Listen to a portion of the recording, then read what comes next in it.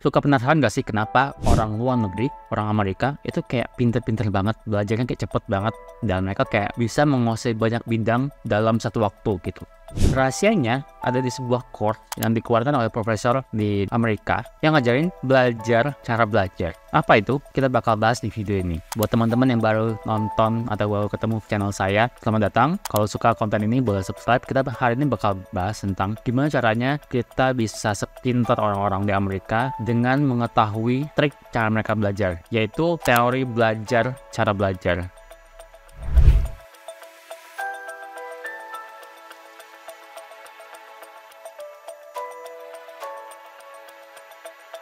Jadi ada sebuah online course di Coursera namanya Learning How to Learn yang udah diikuti, diselesaikan oleh 3,7 juta orang di seluruh dunia dan mostly ada di Amerika Serikat. Ini tuh course-nya bagus banget, ngajelasin gimana caranya kita framework untuk belajar dengan baik supaya kita bisa ngerti semua hal gitu. Yang bikin namanya Dr. Barbara Oakley dan Dr. Terence H. Nosky yang bikin program spesifik untuk membedah gimana caranya kita bisa belajar lebih efektif. Jadi essentially kalau teman-teman ikut course ini ya bakal diajarin cara belajarnya, cara belajar. Di video ini saya bakal coba ngerangkum isinya apa aja. Jadi kayak esensinya apa aja sih dari cara belajar ini. Course ini dibagi jadi 4 section utama. Yang pertama itu adalah mempelajari apa itu belajar, apa itu learning. Sebenarnya itu kayak mempelajari cara otak kita bekerja, terus kayak gimana cara neuron tuh saling berhubungan satu sama lain pas kita mengerti sebuah konsep atau sebuah ilmu. Mode belajar kayak fokus dan diffuse gitu. Fokus tuh kayak kita lagi sprint, kita belajar terus aja. Diffuse tuh kayak kita lagi I would say maraton, dimana kita kayak fokus ke long termnya. Jadi kita ada breaknya tengah-tengah, kita masih bisa kayak ada fase dimana kita istirahat untuk ngerti dan mencerna lagi otaknya dan sebagainya. Jadi ada 2 fokus cara belajar. Section kedua tuh namanya chunking. Chunking tuh intinya kayak dicacah bahasa Indonesia-nya. Jadi kalau kita ketemu sebuah konsep nih, kayak misalnya kita lagi belajar soal let's say SQL. Kalau disuruh outputnya adalah bisa mempelajari SQL, susah banget tuh, bingung. Tapi kita harus bisa cacah gitu. Dicacah dengan part 1 apa, part 2 apa, part 3 apa, part 4 apa. Itu alasannya kalau kita baca sebuah textbook itu ada chapternya, dan di dalam chapter ada subbabnya. Ini bikin sebuah ilmu yang tadinya terlalu kompleks dan sangat komprehensif bisa dipelajari dengan cukup gampang dan dipelajari sedikit-sedikit gitu. Konsep mencacah ini sebenarnya kita udah diajarin di sekolah. Kayak kalau kita belajar itu ada chapternya. Kalau teman-teman perhatiin di SD itu kayak SD kelas 2, kelas 3, kelas 4 tuh kayak pelajaran matematikanya kalau nggak salah itu sebenarnya sebuah konsep gede yang dicacah-cacah terus dicacah lagi dari tahun. Kalau zaman saya itu namanya catur bulan ke bukunya catur bulan beda-beda, terus di buku catur bulannya di subbab, terus ke subbabnya, terus kelatihannya. Jadi itu kayak framework kurikulumnya. Nah, kalau misalnya teman-teman pengen belajar otodidak, teman-teman harus bisa mencacah sebuah ilmu sendiri gitu. Yang ketiga, kalau kita udah ngerti apa itu belajar, terus cara mencacah sebuah ilmu, kita harus ngerti komponen lain dari belajar itu adalah mengatasi kemalasan dan mengerti cara memori kita bekerja.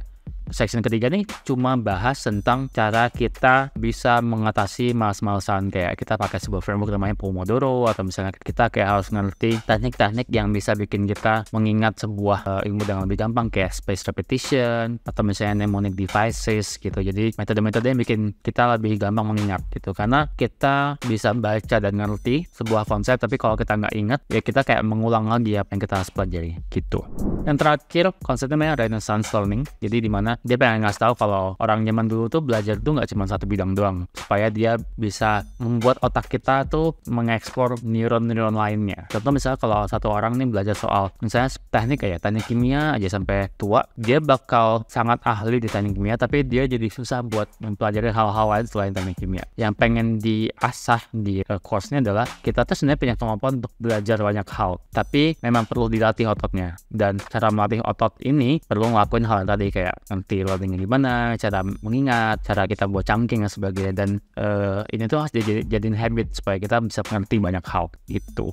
Ada beberapa value menurut saya cukup penting yang bisa didapetin kalau teman-teman udah ikut course ini. Contohnya yang pertama, teman-teman bisa meningkatkan ingatan dan lebih cepat nangkep sebuah konsep kalau teman-teman mengaplikasikan section 1 dan section 2 yang bagian what is learning, terus kayak mengerti cara kita berpikir gimana, fokus, diffuse, sama chunking. Contohnya gimana? Kalau misalnya teman-teman ngerti kapan kita harus fokus dan kapan harus diffuse. Fokus itu adalah saat kita harus belajar pol. Biasanya nih orang pakai fokus kalau dia lagi sistem kebut semalam gitu. Kalau besok ujian, gue belum belajar, malamnya jam 11 gue belajar sampai subuh. Nanti fokus tuh sampai beres, pokoknya selesai dibaca. Dan itu biasanya bikin otak tuh cepat ngertinya, tapi cepat lupa juga. Karena mungkin kalau saya ujian 2 hari lagi, dia lupa tuh. Dia harus benar-benar dipakai beberapa jam kemudian. Dan itu ada fungsinya ya. Kalau kita ada deadline dan sebagainya, kita harus pakai mode fokus. Tapi buat yang sifatnya lebih long term, kita harus pakai mode diffuse, di mana kita punya jadwal, kita punya schedule yang lebih teratur, dan kita bisa mengimplementasikan break di antara jadwal kita belajar, rutinitas kita belajar. Jadi kita tuh tahu kita maintain energi levelnya tuh stabil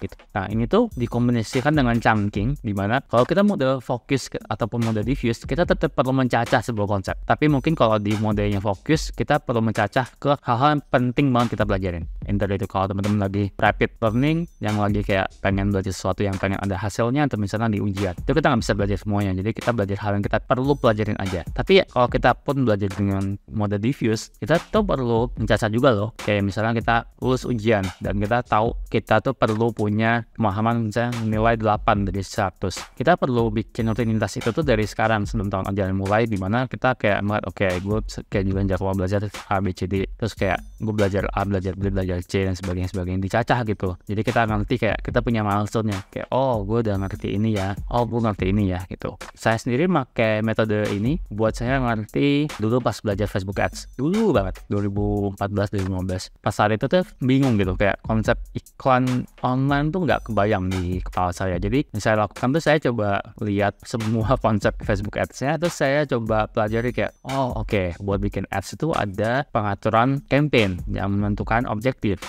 Yang kedua, kita harus ngerti audiensnya siapa. Terus kayak audiens itu terdiri dari demografinya, behaviornya gitu. Terus yang ketiga, kita perlu ngerti si kreatifnya. Gimana cara kita nge-hook audiensnya. Gimana cara kita bikin kreatif yang bikin orang pengen ngeklik dan sebagainya. Nah itu cara saya buat mencacah informasi. Jadi saya ngerti kayak oh frameworknya kayak gini ya. Framework buat mencacahnya teman-teman bisa dapetin dari sebuah buku. Biasanya kalau kita mau bikin buku, itu emang kita harus bikin framework mencacahnya. Jadi teman-teman bisa pakai itu. Atau misalnya bisa ngeliat beberapa referensi lain. Atau misalnya kalau nggak suka dengan framework yang udah ada, bisa bikin framework sendiri yang bisa diotak-atik sendiri gitu. Saya sendiri suka pakai ChatGPT buat pakai framework ini, buat bikin framework yang saya cocok gitu. Terus fungsi atau manfaat pas kita ikut course ini adalah meningkatkan produktivitas. Di section 3 course ini tentang procrastination and memory, dia bahas tentang gimana caranya kita bisa ningkatin output belajar kita dengan input waktu belajar yang relatif sama. Kita bisa implementasi beberapa teknik kayak Pomodoro, kayak spaced repetition, dimana kita bisa mengingat sebuah konsep tuh diulang-ulang terus sampai kita ingat. Ini tuh bisa bikin kita jadi kayak superhuman gitu, dimana orang lain mungkin kayak belajar 5 jam ngerti 80%, kita belajar 5 jam mungkin ngertinya 95% gitu, karena kita lebih ngerti cara otak kita bekerja. Dan ini yang dipakai sama orang-orang di luar negeri sana supaya mereka belajarnya lebih cepat, simply karena mereka ngerti cara otak mereka bekerja gimana. Manfaat lain itu adalah kita bisa mengurangi stres dan ngerasa anxious. Kalau misalnya teman-teman mengimplementasikan section 1 yang mengerti cara kita berpikir dan section 3 mengerti cara memori kita berpikir, teman-teman bakal sadar sebenarnya constraint dari kita belajar itu bukan kapasitas otak kita yang kurang gitu. Kan orang-orang suka bilangnya kayak oh orang Indonesia ini nggak pinter gitu karena nggak makan ikan gitu, nggak kayak orang Jepang, atau kayak oh orang Indonesia ini nggak pinter karena makannya tempe tiap hari. Apa hubungannya coba? Cuman kalau kita ngerti cara otak kita bekerja, kita tuh emang perlu ada environment yang sesuai dengan yang cara otak kita berpikir, dan kita perlu implementasikan break di setiap sesi kita belajar. Jadi di cara kita berpikir tuh sebenarnya ngajarin kalau break itu sangat penting buat kita belajar. Even ada studi yang membuktikan kalau misalnya kita lagi berpikir tentang sebuah case yang susah banget, terus kita pikirin aja case itu sebelum kita tidur, bangunnya kita ngerti tiba-tiba jawabannya apa. Simply karena otak kita butuh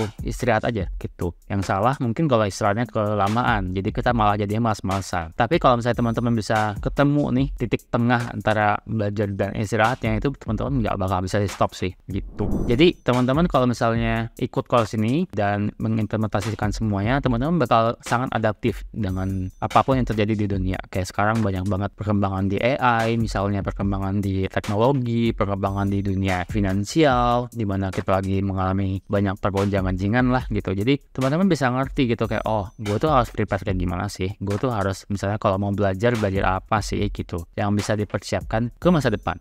Saya sih suka banget ya belajar learning how to learn, entah kenapa, karena saya ngerasa kayak fundamental tuh penting banget. Kita kalau mau belajar kayak ilmu yang sangat spesifik, kalau nggak ngerti fundamental belajarnya tuh kayak kurang efisien aja gitu menurut saya.